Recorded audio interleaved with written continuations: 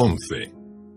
Vivir en un mismo país con dos reinos enfrentados.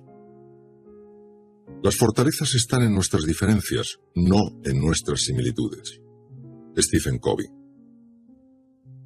Pocos avances han revolucionado tanto nuestra comprensión de la relación entre mente y cerebro como las investigaciones llevadas a cabo por los doctores Roger Sperry y Michelle Gazzaniga en el Instituto Tecnológico de California, o Caltech, y que fue fundado en 1891 en Pasadena con el sugestivo lema de «La verdad os hará libres», haciendo referencia a las palabras de San Juan.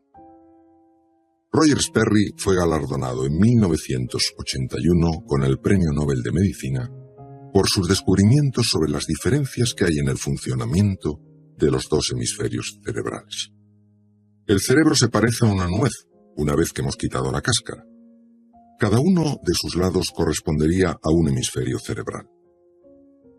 Si bien es cierto que el cerebro funciona como un todo y, por ejemplo, en el caso del lenguaje, aunque el área de Broca, que es la responsable de la capacidad para hablar, se encuentra en el hemisferio izquierdo, el derecho es quien aporta la modulación de las palabras y el silencio entre ellas. Este funcionamiento en mosaico es lo que hace que no podamos separar de forma tan manifiesta lo que corresponde a cada hemisferio, no en lo que se refiere al movimiento del cuerpo, sino a las denominadas funciones superiores del cerebro humano. El hemisferio izquierdo mueve el lado derecho del cuerpo y el hemisferio derecho el izquierdo. Y eso en neurociencia estaba muy claro antes de las investigaciones de Sperry. Precisamente por esto, una persona que tenga una hemorragia en el hemisferio izquierdo tendrá problemas de movilidad en su lado derecho. La vía piramidal lleva los estímulos desde la corteza cerebral motora hasta las neuronas motoras de la médula espinal, que mandan las órdenes a los músculos para que se contraigan. Se cruza de lado en un determinado punto de su trayecto. Es lo que se conoce como la decusación de las pirámides. Lo que Sperry, Gazzaniga y todo el equipo demostraron es que en aquellas funciones cerebrales que están especialmente conectadas con el procesamiento mental, el almacenamiento de recuerdos, las experiencias emocionales y la relación con los distintos órganos del cuerpo, la diferencia entre ambos hemisferios es muy llamativa. En realidad, no es que solo tengamos dos hemisferios cerebrales distintos, sino que cada uno está conectado con una mente que procesa la información de una forma diferente y particular. Uno de los elementos más apasionantes de la investigación sobre los efectos del mindfulness tiene que ver precisamente por la observación de cómo esta práctica interacciona con estas dos mentes tan distintas. Algunos de los descubrimientos más relevantes que se han hecho desde los hallazgos de Sperry en relación con aquellas funciones que llevan a cabo ambos hemisferios cerebrales y que tienen una clara repercusión en el funcionamiento de las mentes son: el hemisferio izquierdo contiene el esquema corporal del hemicuerpo derecho. Sin embargo, el derecho contiene el esquema corporal de la totalidad del cuerpo. Esto quiere decir que el hemisferio izquierdo tan solo recibe información de la mitad derecha del cuerpo, mientras que el hemisferio derecho recibe información de los dos lados. Por eso las lesiones en el hemisferio derecho, a diferencia de las del izquierdo, pueden producir perturbaciones tan grandes en la imagen del cuerpo que el enfermo puede no reconocer una parte del cuerpo como propia. El hemisferio izquierdo es incapaz de comprender ciertas reacciones emocionales. Esto es así porque su significado es accesible solo desde la memoria del hemisferio derecho. Ambos hemisferios disponen por consiguiente de distintos registros de memoria, tienen distintos tipos de recuerdos. El cuerpo calloso, que es el puente principal por el que se intercambia información de un hemisferio al otro, tarda unos 10 años en madurar, y por tanto es difícil que el hemisferio izquierdo entienda el alcance de ciertas experiencias que se vivieron a temprana edad y que han dejado un intenso recuerdo emocional. El hemisferio izquierdo, además, madura más tarde que el derecho y, por tanto, tiene gran dificultad para acceder conscientemente a dichas improntas emocionales. Por eso, la explicación que nos da el hemisferio izquierdo sobre la razón por la que nos enfadamos poco tiene que ver con el verdadero motivo, algo que solo conoce el hemisferio derecho. El hemisferio izquierdo presta atención a las palabras, los datos y las expresiones verbales. Sin embargo, el derecho se fija en algo completamente diferente. Este se enfoca en lo que expresa una cara y un tono de voz. Por eso su importancia es extrema a la hora de poner en marcha conductas defensivas o de aproximación. Charles Darwin publicó en 1872 un libro que se anticipó ampliamente a su época. Se titulaba La expresión de las emociones en el hombre y en los animales. Este libro contiene dibujos y fotos de expresiones faciales que fueron absolutamente revolucionarias en su época. Saber leer la cara y, sobre todo, las microexpresiones faciales, que a veces tan solo duran un instante, es esencial para conocer la intención de las otras personas. El hemisferio derecho es clave en este sentido, y por eso es el más importante de los dos en lo que a socialización se refiere. El hemisferio izquierdo se fija en el contenido de lo que se está hablando, mientras el hemisferio derecho pone su atención en la forma, en la manera en la que se dicen las cosas y que revela la emoción que acompaña a las palabras. El hemisferio izquierdo percibe cosas diferentes a las que percibe el derecho. Por consiguiente, es capaz de reconocer tan solo un aspecto de la realidad, aquel que tiene que ver con la separación entre las cosas. Es también el hemisferio izquierdo el que cataloga, clasifica, etiqueta y elabora conceptos y explicaciones.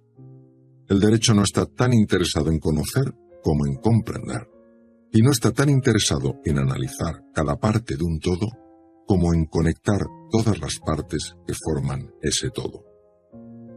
El hemisferio izquierdo marca los límites espaciales entre las distintas cosas, mientras que el derecho percibe la unidad.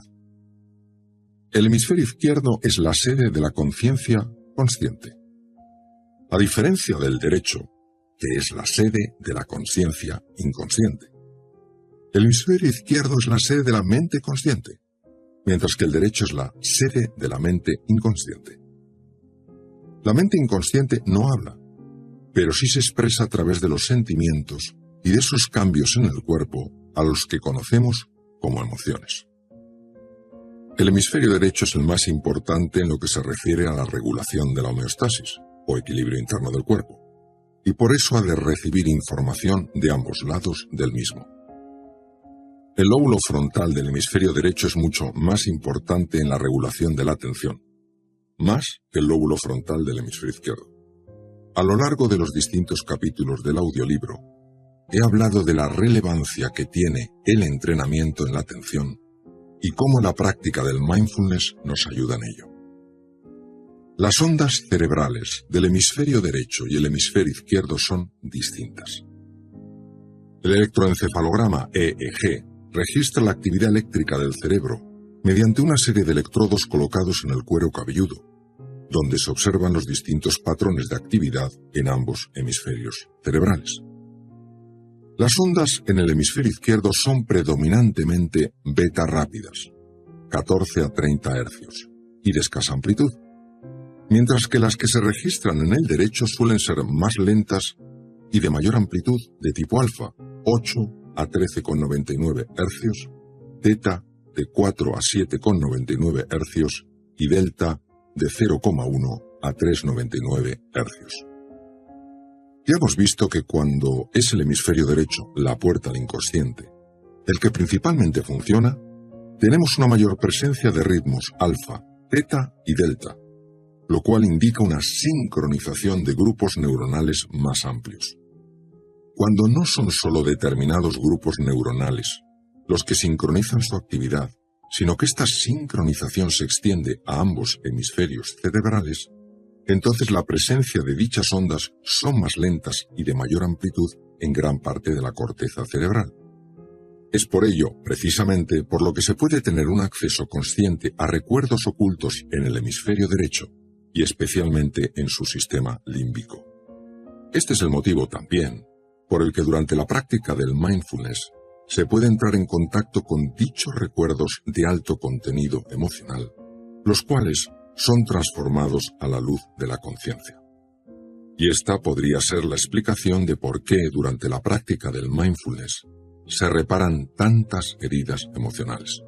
Sabemos que se han reparado no porque nos hayamos dado cuenta de que dicho proceso sanador ha tenido lugar, sino porque ya no reaccionamos ante ciertos estímulos como lo hacíamos antes.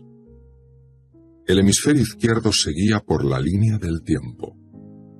Durante las prácticas contemplativas, desaparece la línea del tiempo y se entra en contacto con un presente continuo. Ambos lóbulos frontales sostienen en gran medida nuestro sentido de identidad.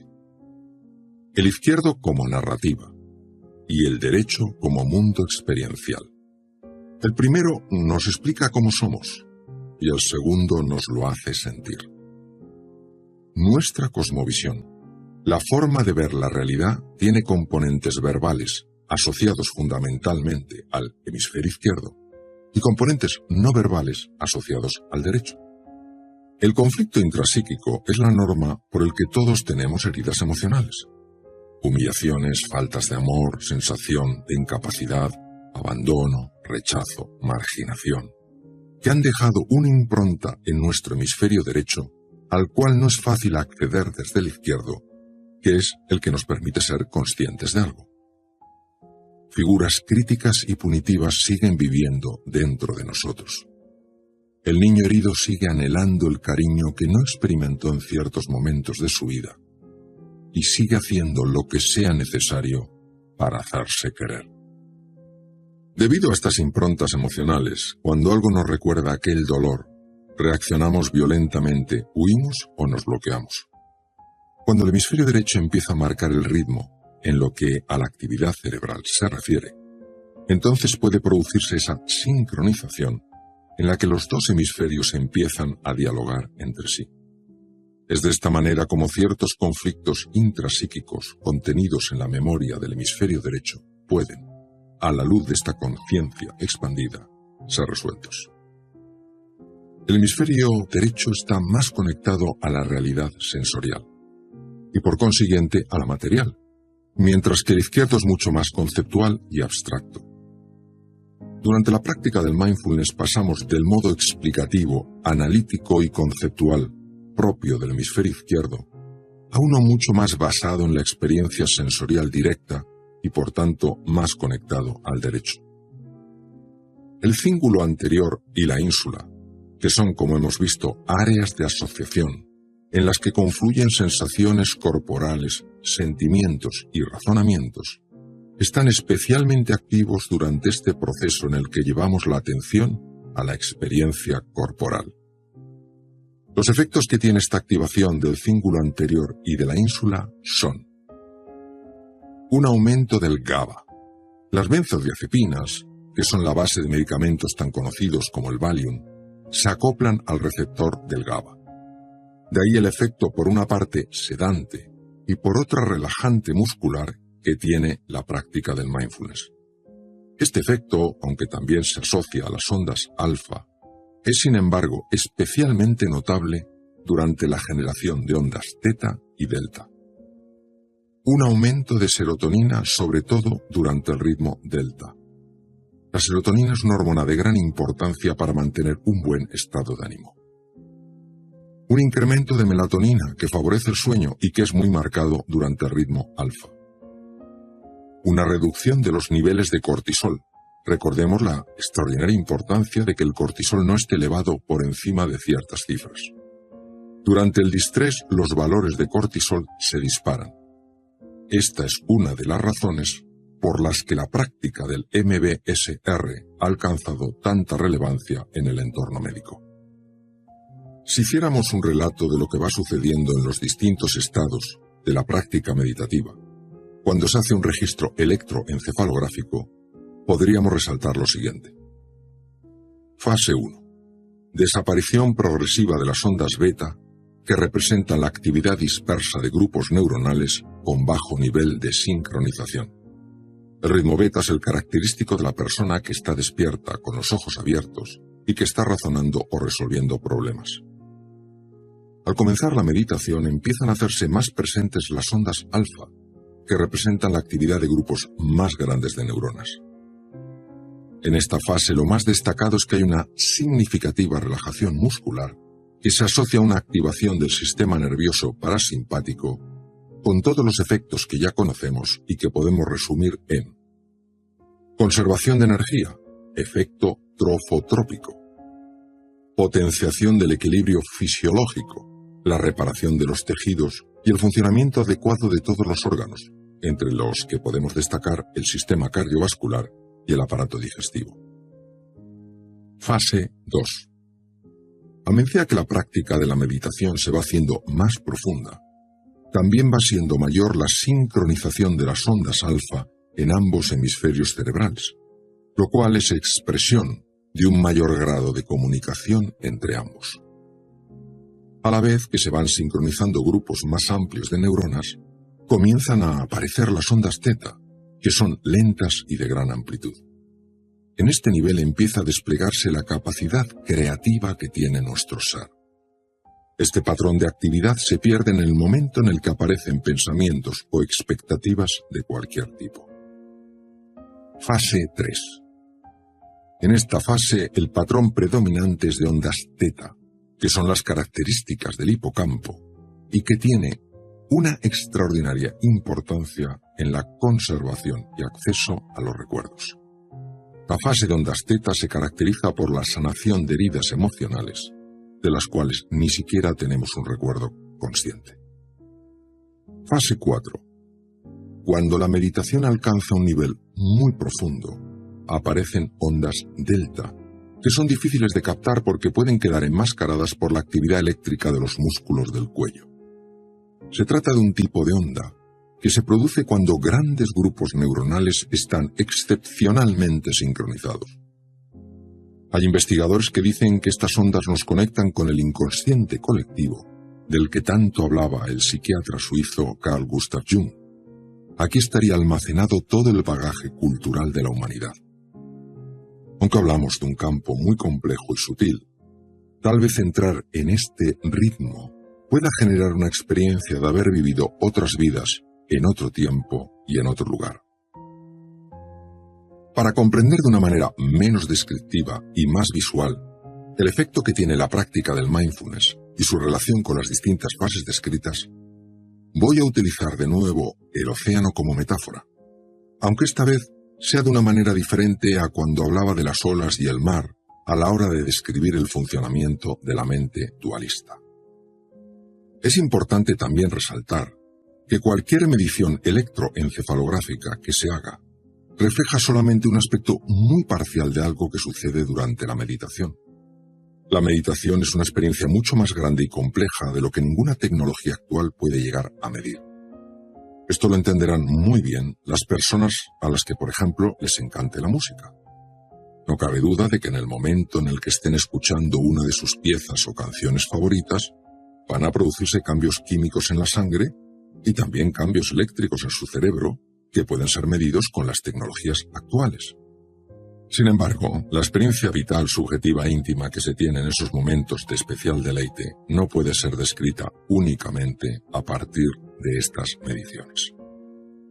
Vayamos pues con esta metáfora que de alguna manera, aunque sea muy limitada, nos puede ayudar a entender lo que ocurre durante dicho proceso meditativo.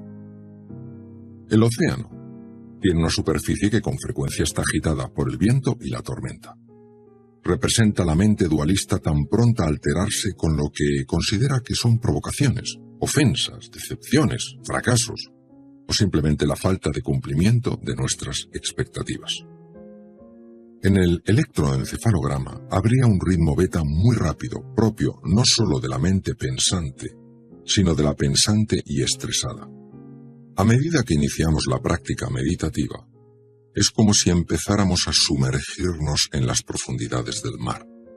Es entonces cuando comenzamos a observar nuestros pensamientos, nuestros sentimientos y nuestras sensaciones corporales sin quedar envueltos en ellos. De alguna manera sentimos cómo, por encima, existen las turbulencias de esa agua que forma las olas, pero éstas ya no nos arrastran de un lado para otro. El ritmo del cerebro ha cambiado y ahora es predominantemente un ritmo alfa. Si continuamos sumergiéndonos a una profundidad cada vez mayor, iremos pasando de uno alfa a uno teta y después a uno delta. Nos encontramos ya en los estratos más profundos de la mente, que es donde se acumulan las creencias, los traumas y las heridas emocionales. Sería como si pudiéramos contemplar lo que hay en el fondo del océano, tanto la basura que se ha depositado como los grandes tesoros que encierra el fondo marino. La gran belleza de la práctica meditativa es que cuando nos lleva a la raíz más profunda de nuestra mente dualista y observamos cómo se encuentra precisamente ahí el origen de nuestro sufrimiento, algo sorprendente empieza a suceder. Es en este punto donde se da el despertar de la conciencia y se adquiere la lucidez necesaria para contemplar la propia vida desde una perspectiva nueva. Todos entendemos que una herida infectada no puede curarse. No cabe duda de que si la dejamos en reposo, ésta mejorará un poco más que si estamos constantemente tocándola.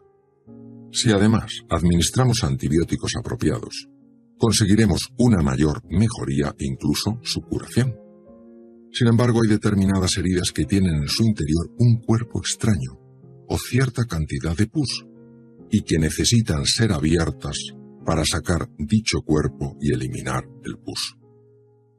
La mente es como esa herida infectada por ese cuerpo extraño, que no es otra cosa que nuestro ego con sus apegos y aversiones. Para que sane hay que dejarla en reposo. Esto se consigue calmándola a través de la relajación y del mantenimiento del foco de la atención. No obstante, para llegar a la raíz del problema, a la raíz de la herida donde se acumula esa basura, el cuerpo extraño y el pus, hay que poder profundizar hasta el mismo fondo. Esto se consigue cuando se ha refinado nuestro instrumento de observación, nuestra lente, a base de la práctica para mantener estable la atención en el aquí y el ahora. En el budismo, a la práctica para estabilizar la atención y lograr que la mente se aquiete, se la denomina samatha. Y a la práctica para explorar la naturaleza de la mente, una vez que ésta se ha aquietado, se la denomina vipassana. Nosotros durante nuestro entrenamiento en mindfulness estamos trabajando ambas. La dificultad para estabilizar la atención, samatha, y poder así profundizar en la comprensión de uno mismo, vipassana, deriva de lo que va a hacer el hemisferio izquierdo y su mente para mantener la experiencia del existir, el pienso, luego existo de Descartes. Lo que va a hacer es no dejar de generar pensamientos para reafirmar el yo existo. Por eso no ha de extrañarnos la cantidad de ruido mental que se genera durante la práctica meditativa. Sin embargo, conforme va reduciéndose el impacto que los pensamientos tienen en nosotros durante la práctica meditativa, empieza también a desaparecer el pensante, porque si no hay un pensar, tampoco puede haber un existir como pensante. La disolución de este yo genera una sensación de indefensión, porque uno se encuentra ante la nada, el vacío y el silencio. De ahí la resistencia que oponemos a la práctica meditativa.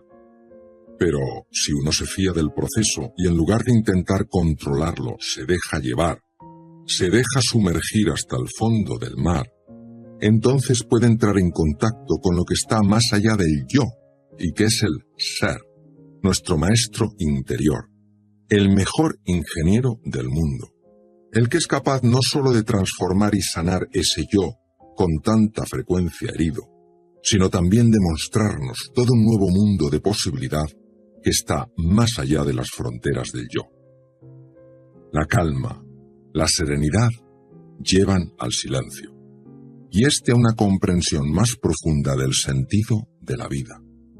El yo es como un puño cerrado, que cuando se abre para dar y recibir, deja de existir como tal. Si el puño cerrado simboliza nuestro cierre y nuestra resistencia a la vida, la mano abierta representa el encuentro con esa misma vida. El mindfulness no solo ayuda a sanar los cuerpos, sino también las almas.